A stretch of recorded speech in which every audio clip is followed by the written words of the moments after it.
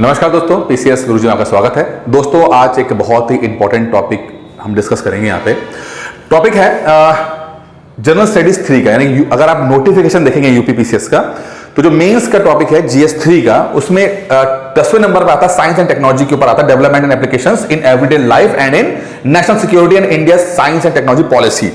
बहुत इंपॉर्टेंट है ये, और सेम इससे जुड़ा हुआ आज हमारा टॉपिक है वो है टोकनाइजेशन। अब ये एक नई चीज है टोकनाइजेशन। टोकन चीज क्या होती है और ये किस तरह से अब हमारे डे टू डे लाइफ का हिस्सा वैसे तो ऑलरेडी बन चुकी है, और बहुत जल्दी ये इतना कॉमन हो जाएगी कि बच्चा बच्चा जान जाएगा इसको।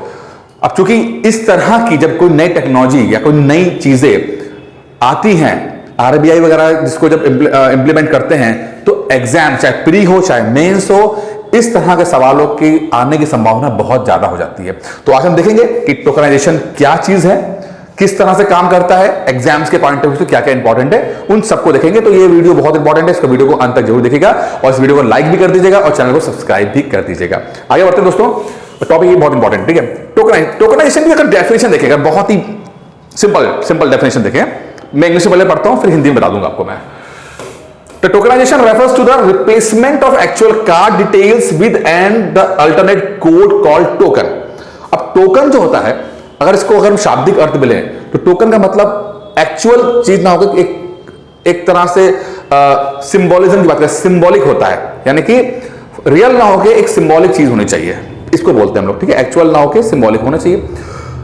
अब होता क्या है, देखिए प्रॉब्लम क्या हो रही है। प्रॉब्लम यह है, जब आप लोग मान लीजिए आप कोई ट्रांजैक्शन करते हो, जैसे मान लीजिए आपने इंटरनेट पे कोई ट्रांजैक्शन किया, आपने अमेजॉन से कोई चीज परचेस किया आपने, और आप अपना डेबिट कार्ड या क्रेडिट कार्ड की डिटेल्स भरकर ऑनलाइन पेमेंट करने की बात करते हो।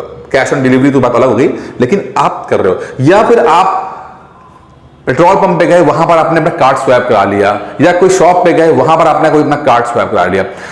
ऐसे कहीं पर जहां पर ट्रांजैक्शंस हो रही हैं कार्ड के माध्यम से, चाहे क्रेडिट कार्ड हो चाहे डेबिट कार्ड हो, तो यहां पर क्या होता है कि कुछ डिटेल्स जो होती हैं, वो जो इंटरफेस होता है, यानी जहां पर आप जैसे मान लो अमेजॉन से कर रहे हो, तो वो कुछ चीजें आपसे मांगता है, जैसे आपका नाम मांग लेगा, कार्ड का नंबर मांग लेता है, सीवीवी जो कोड होता है उसको मांग लेता है, नंबर सीवीवी नंबर कार्ड के जो पीछे लिखा होता है 3 डिजिट का नंबर होता है, या एक्सपायरी डेट होती है, इसको मांग लेता है। तो ये कुछ चीजें ऐसी होती हैं जो कि जहां पर ट्रांजैक्शन हो रहा होता है तो उनके पास हो जाती है। अब ये जो डिटेल्स हैं, ये डिटेल्स कई बार मिसयूज भी की जाती है या हो जाती हैं।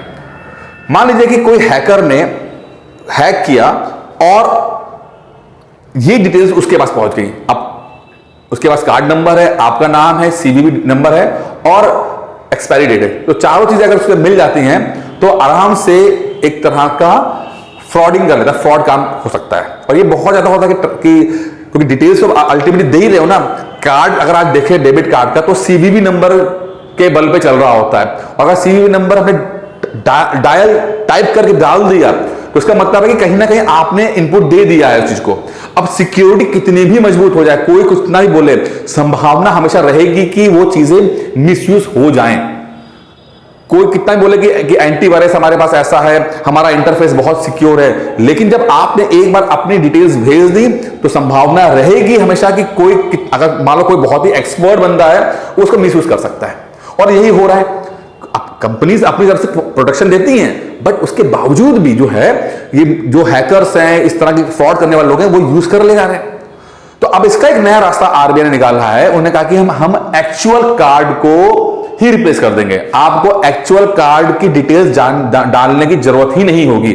आपको अपना सीवीवी नंबर, ट्रांजैक्शन, आपका जो एक्सपायरी डेट है या कार्ड नंबर को डालने की जरूरत नहीं है। आपको एक टोकन दिया जाएगा, उस टोकन के बदले में आप ट्रांजैक्शन कर सकते हैं।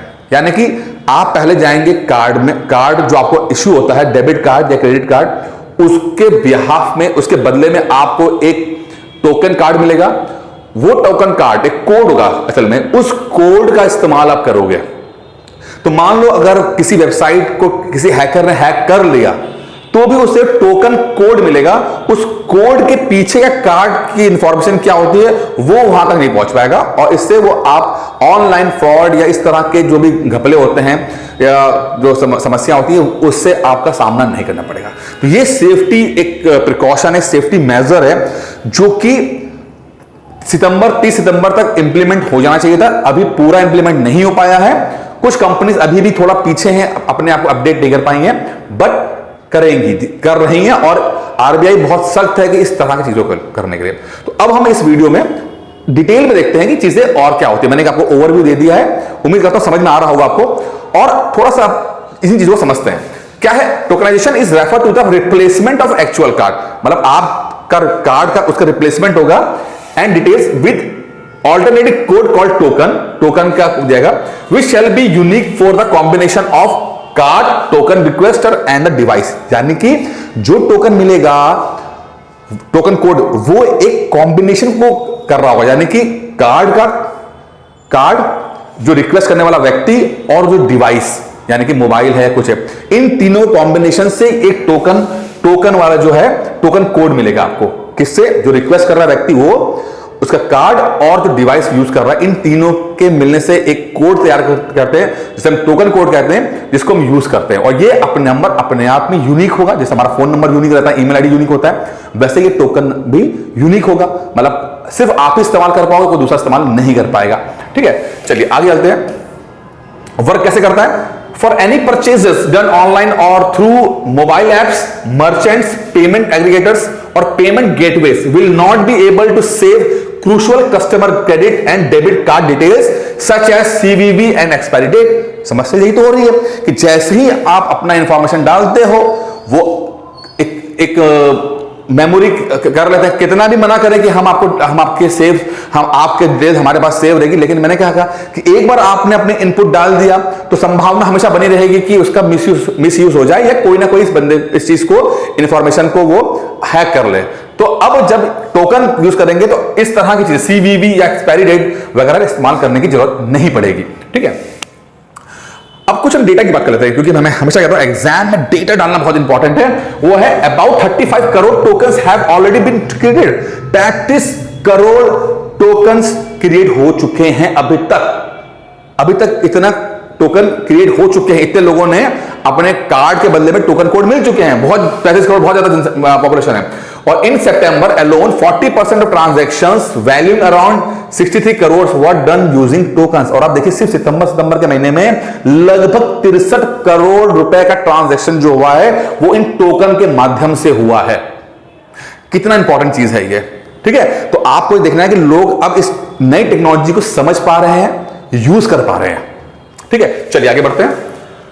अब हम थोड़ा सा मैं बताता हूं कि किस तरह से कार्ड होल्डर करते हैं। आपके पास मान लीजिए आपके पास एक मिनट थोड़ा सा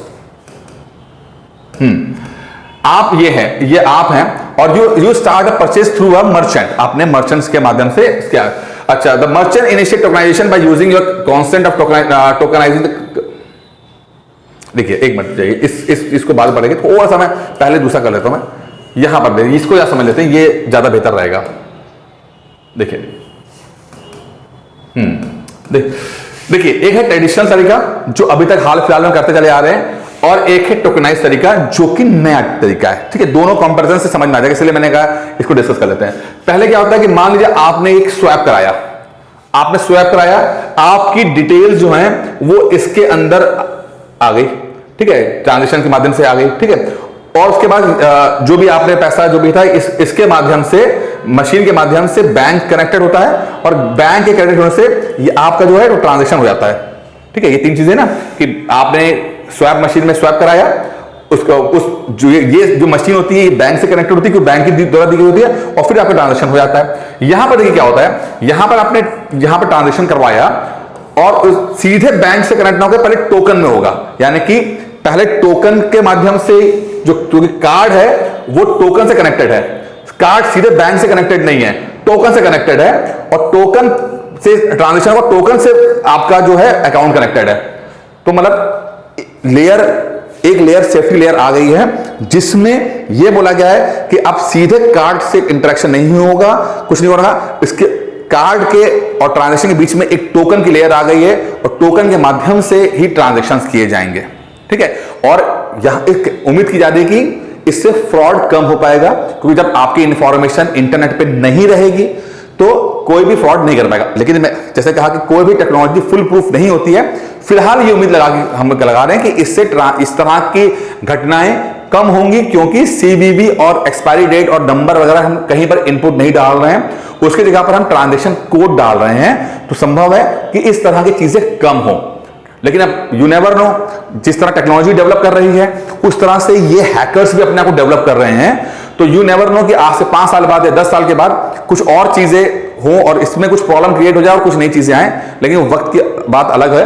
अभी फिलहाल जो लेटेस्ट टेक्नोलॉजी जो है वो ये है कि हम टोकनाइजेशन का इस्तेमाल करेंगे, टोकन के माध्यम से ट्रांजैक्शंस करेंगे और अपने आप को सेफ रखने की कोशिश करेंगे, जो कि बहुत इंपॉर्टेंट है। बाकी दोस्तों खत्म होने से पहले इसमें इतना ही था, ज्यादा कुछ इसमें था नहीं, क्योंकि सवाल वगैरह जो पूछेगा वो इतना ही पूछा जाएगा। ऑनलाइन और ऑफलाइन कोर्सेज चल रहे हैं आपका यूपीपीसीएस 2023 के लिए, अभी प्री और मेंस का कोर्स चल रहा है। 3 इयर्स का आईएएस का जो एक फाउंडेशन कोर्स होता है और 1 साल का भी फाउंडेशन कोर्स जो है वो दिया जा रहा है। आप ये 2 नंबर दिए 9919521555 और एक 5 यहाँ पे एक 5 और होगा, यहाँ पर थोड़ा सा गड़बड़ हो गई है, एक 5 और है यहाँ पे, ठीक है, और 8317040152 इन 2 नंबरों पे आप कॉल करके इन कोर्सेज की जानकारी ले सकते हो। ठीक है, बाकी दोस्तों इस वीडियो में इतना ही था, उम्मीद करते हैं वीडियो पसंद आया होगा। धन्यवाद।